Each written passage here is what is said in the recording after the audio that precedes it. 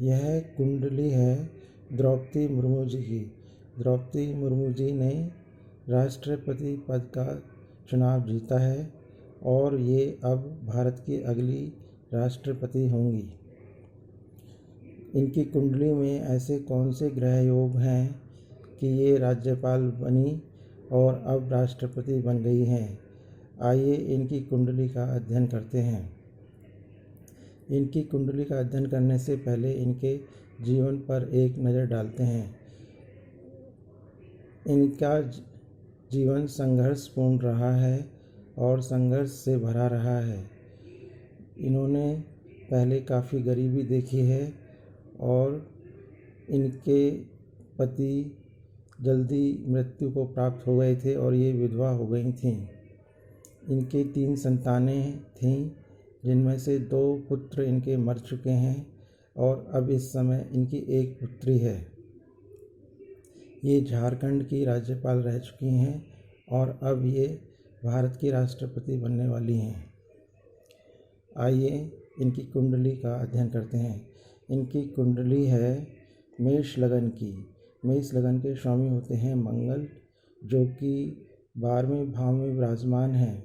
12वें भाव में जब लग्नेश बैठता है तो व्यक्ति को संघर्ष करवाता है और संघर्षपूर्ण जीवन देता है।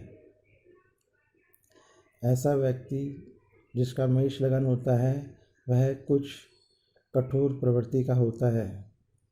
इनके लगन भाव में शुक्र और केतु विराजमान हैं, जो कि शुभ योग नहीं है। शुक्र केतु के योग से शुक्र पीड़ित हो जाता है, जिस वजह से वैवाहिक सुख में कमी आ जाती है। शुक्र के ऊपर राहु की दृष्टि है। इस प्रकार शुक्र काफ़ी कमज़ोर और पीड़ित हो गया है। तीसरे भाव में सूर्य बुध विराजमान है। सूर्य बुध का यहाँ पर राजयोग बन गया है, जो इनको राजनीति में लेकर आया और इनको सफलता दिलाई। तीसरे भाव में जब राजयोग बनता है तो वह आत्मबल को बढ़ाने वाला होता है और काफ़ी मेहनत करने वाला व्यक्ति होता है। चतुर्थ भाव में चंद्रदेव विराजमान हैं। चंद्र यहाँ पर स्वराशि के हैं और कारक हैं, इसलिए यहाँ पर चंद्रदेव अति बली हो गए हैं। सूर्य और चंद्र दोनों ही बली होने के कारण से ये राजनीति में आई और इन्होंने राजनीति में सफलता प्राप्त करी और ये राज्यपाल बनी और अब ये राष्ट्रपति बन गई हैं। इनके पंचम भाव पर केतु की पंचम दृष्टि है और शनि की 10वीं दृष्टि है। इस वजह से इनकी 2 संतानों की मृत्यु हो गई और इनको संतान पीड़ा का कष्ट झेलना पड़ा।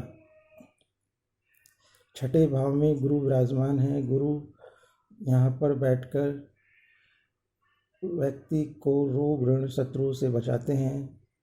गुरु मंगल का यहाँ पर श्रम सप्तक योग बना हुआ है, जिससे व्यक्ति आध्यात्मिक और धार्मिक प्रवृत्ति का हो जाता है और व्यक्ति परोपकारी होता है। सप्तम भाव में राहु विराजमान है। राहु यहाँ पर बैठकर व्यक्ति को कुछ चिड़चिड़ा स्वभाव का बना देते हैं।